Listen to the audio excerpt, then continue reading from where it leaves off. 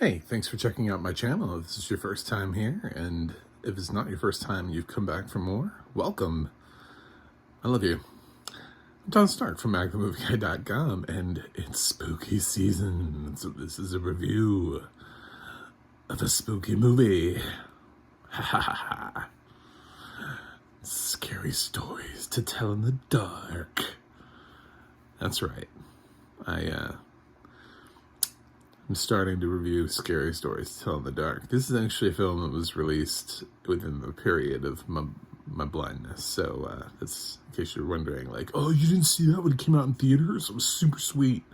Like, no, I didn't. Sorry. Yeah, I remember these books.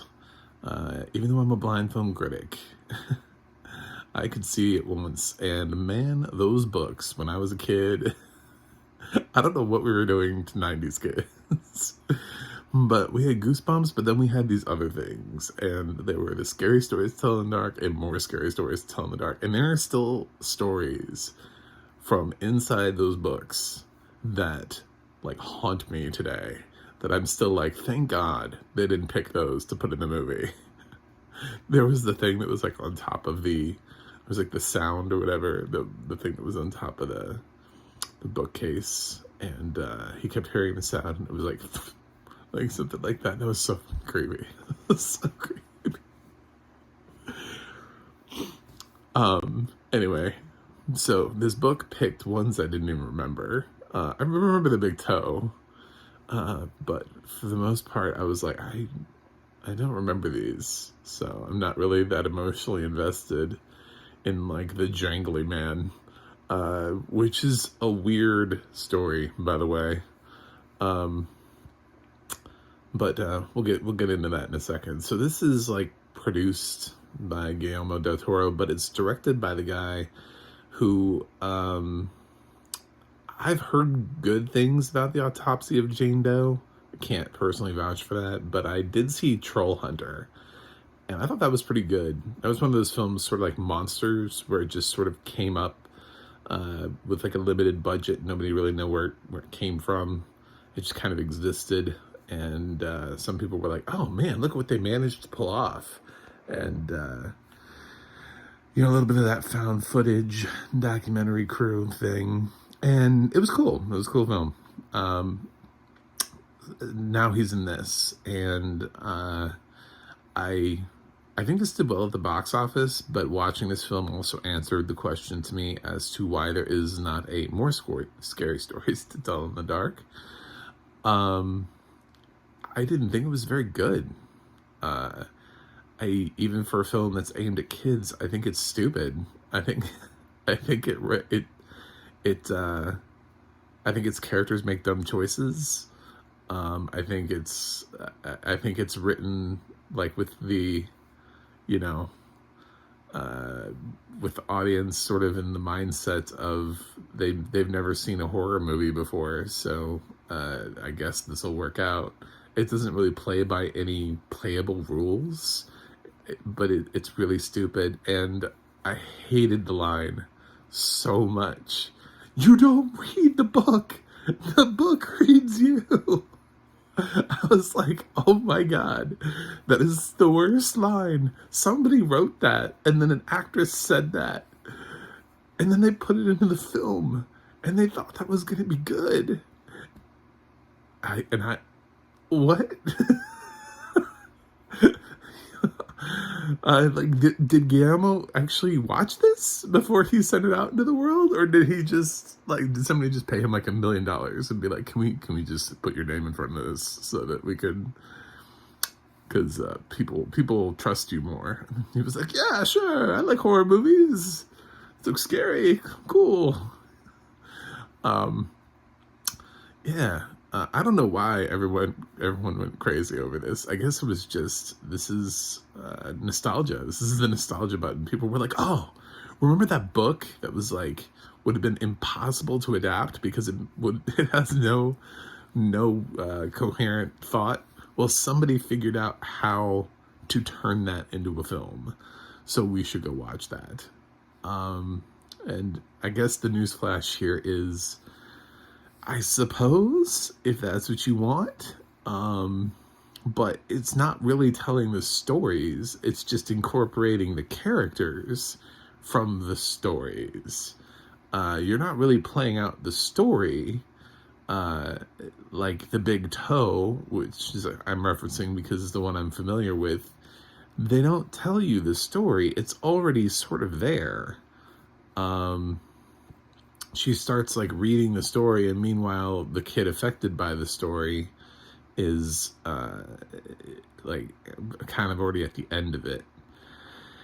And it's like, it's weird. So anyway, so they break into this house that they shouldn't break into, and they find this book of stories in this possessed book that continues to write new stories, but it writes stories for other people, people who, once they pick up the book, it just keeps writing stories for them, and just keeps killing people that way. Creates new. You would think at some point it has to run out of paper. You know what I'm saying? Like there's a finite amount of paper in that book, by the way. So I just like to point that out as something maybe the writers didn't think about. They try ripping pages out, and the story just keeps writing itself. Yes, however, the book itself has a certain amount of pages that would have been put into it in the first place before it became possessed. So you got however many pages, and there's already a bunch of stories written. So then they start writing more stories. So it's anyway. This movie's very frustrating. Yeah, so these kids, they start, and the people around them also are involved. So it's not even like cursing the people who entered the house, and only the people who entered the house. It like just curses like other people, which is why I don't understand the rules of this thing, because it just like picks random. Could pick anybody. If at that point, if somebody, if all it needed was somebody else to pick up the book, then it could pick anybody in town. It doesn't even have to pick these people, which it kind of does. It picks people who didn't go inside the house, just people that they like know, it's and we get the spider bite one, and I was like, how does somebody die from that? And they really worked to try to make that a possibility. The one where there's the boil with the spiders, that's in here. And they really tried to make that a thing. So, yeah, I don't know what else to tell you here. It's predictable. It's absurdly predictable. The narration is pretty good. I'm not going to give it an award. Because I'm back and forth on some of this. I thought it did a pretty good job of describing what I think is the horror in this film, knowing it's PG-13 and knowing it can't possibly be that violent. And already I'm questioning the PG-13 rating. The Jangly Man, which I don't remember from the books, literally reassembles himself. He comes as like chopped up body parts, and he has to assemble himself, and then he contorts into all these different and I would think in a PG-13 film that seeing a dismembered body with like a head, arms, torso, legs, and everything would not get a PG-13 rating. But hey, I'm sure there's a movie out there where somebody said fuck 3 times. We got to make sure that one gets an R rating. But a film like this, yeah, PG-13, cool. 13-year-olds can see this. Parental guidance suggested for children under 13. That's what that stands for. But for children above 13, yeah, it'll be fine.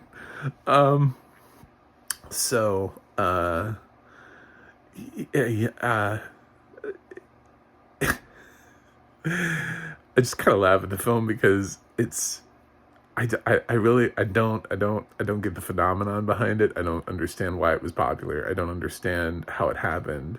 Uh, every single scare or kill, is poorly telegraphed. Um, I don't want to spoil the film for you in case you want to watch it, but by far, once they get the book, the first death is. I mean, not only is the character unlikable that is in danger, but it's so poorly telegraphed.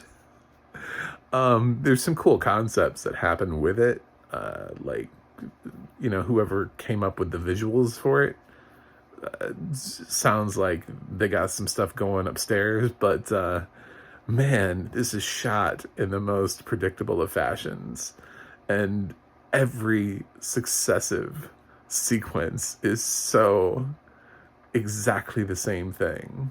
So it's really hard to get excited about this film, but unfortunately.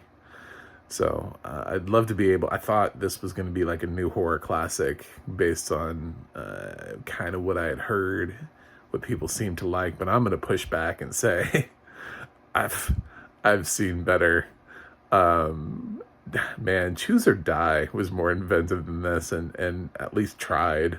I mean, it was kind of crappy and gnarly and stuff, but there wasn't really anything about this where I was like, oh, but at least it did this. I mean, some of it is creepy and scary, but only because of the visual imagery of it, if that makes any sense. Only because you've created something that's scary to look at, but around it, the rules don't make sense, and they don't set it up very well. So that's my review. The reason why I said the audio description is that there were moments of like total silence.